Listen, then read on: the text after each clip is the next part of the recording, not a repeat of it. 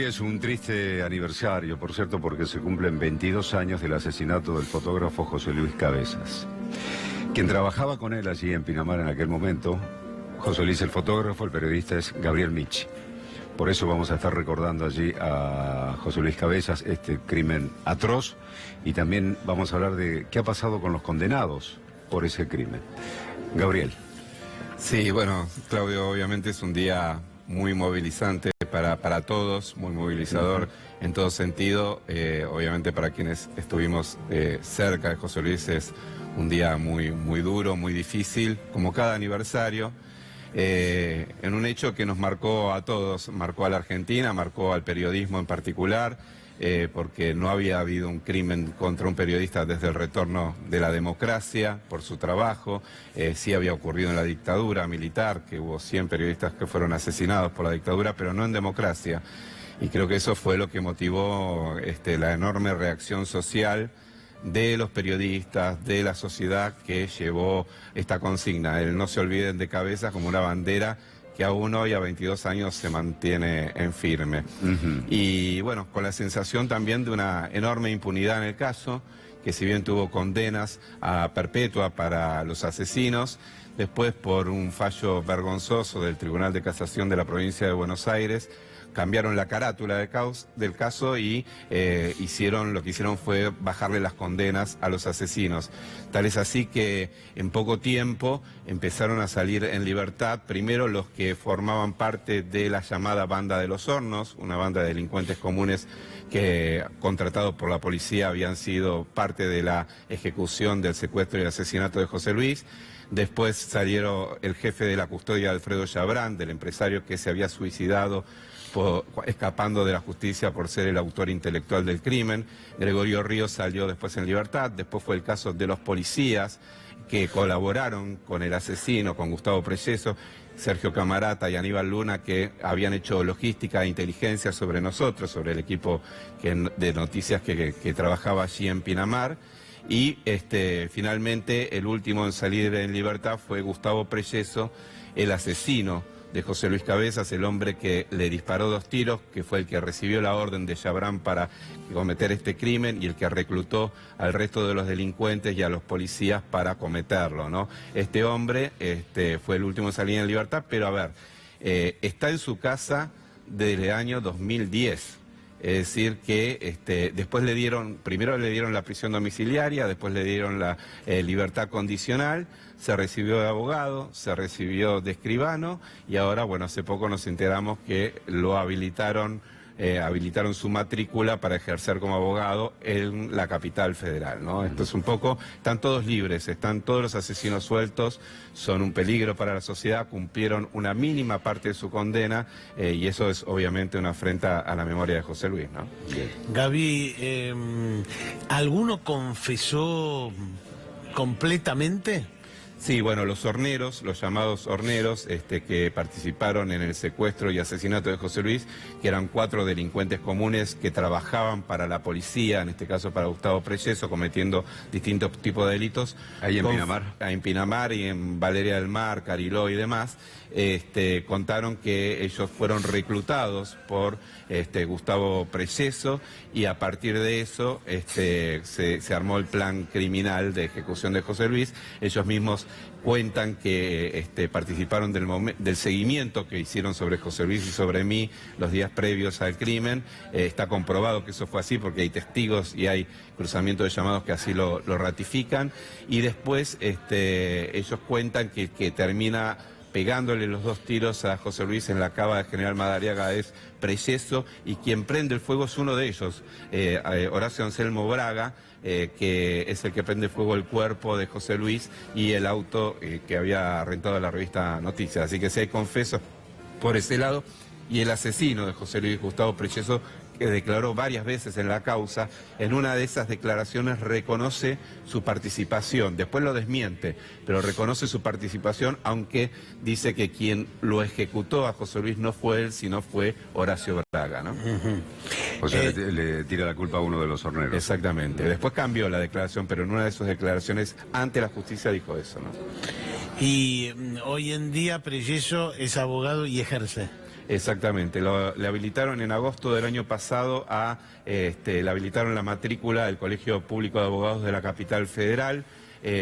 Lo que hay que decir es lo siguiente: en provincia de Buenos Aires, él vive en La Plata e intenta sacar su matrícula en el Colegio Público de Abogados de La Plata, se la deniegan. Lo hace en el Colegio Público de Quilmes.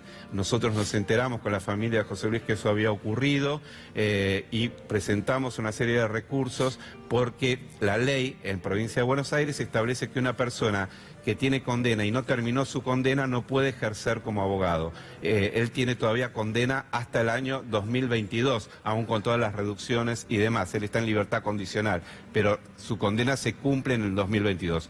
El Colegio de Abogados de Quilmes le retiró la matrícula y hoy no tiene matrícula para ejercer como abogado en provincia de Buenos Aires. Sin embargo, ofrece sus servicios como abogado en la provincia de Buenos Aires y en Capital Federal.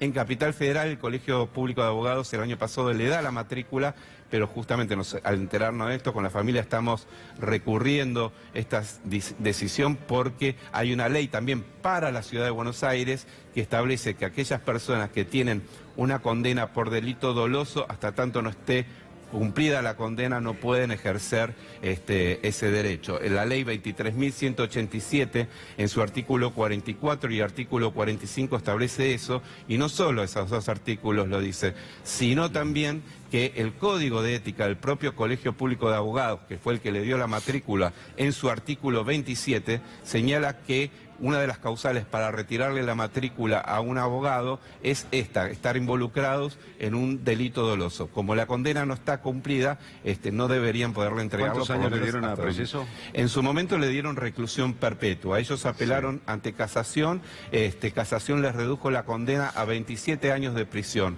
Pasó preso en realidad 13. De 27 que le aplicaron allí el tema de la ley del 2x1 que estaba vigente en ese momento, claro. Y también el tema de los 2/3 de la condena. Le dieron la posibilidad de irse a su casa en el año 2010, en el año 2010 con arresto domiciliario, le pusieron una pulsera electrónica que no funcionaba, entonces en vez de cambiársela, decidieron que él pueda estar sin pulsera electrónica, salió cuantas veces quiso de su casa porque lo vieron muchas veces en La Plata, en la Universidad de La Plata cuando iba a estudiar.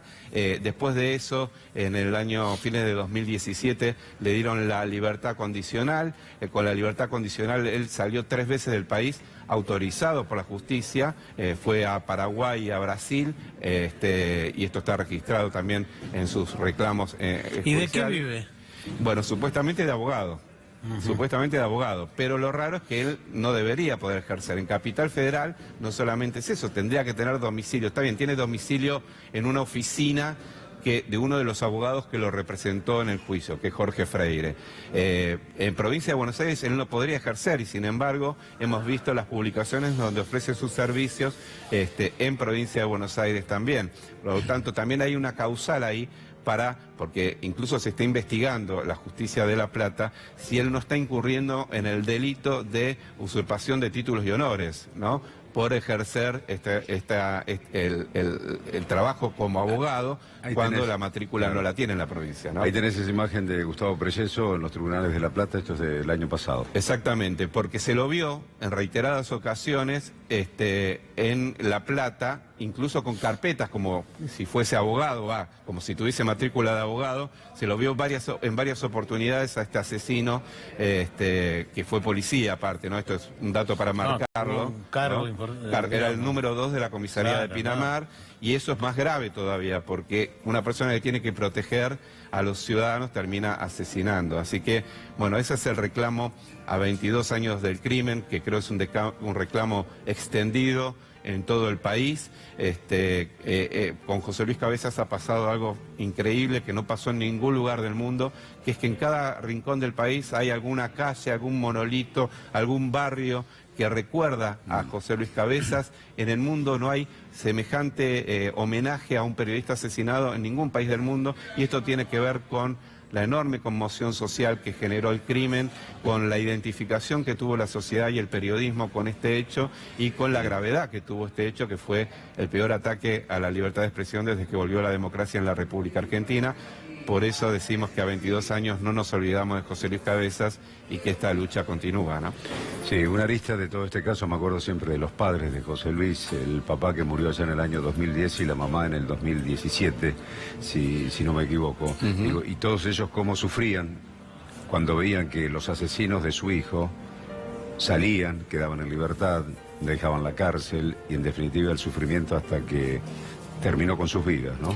Sí. Él en el 2010 y la mamá en el 2017. Bien, bien sí. Decís vos, Gladys Cabezas siempre señala que cuando muere José Cabezas, el padre, se muere de tristeza del daño que le generó este terrible asesinato de su hijo, y Norma también tuvo mucho deterioro de salud y bueno, hoy lamentablemente ya no están con nosotros, pero fueron también banderas de esta lucha por el esclarecimiento del crimen de José Luis, ¿no?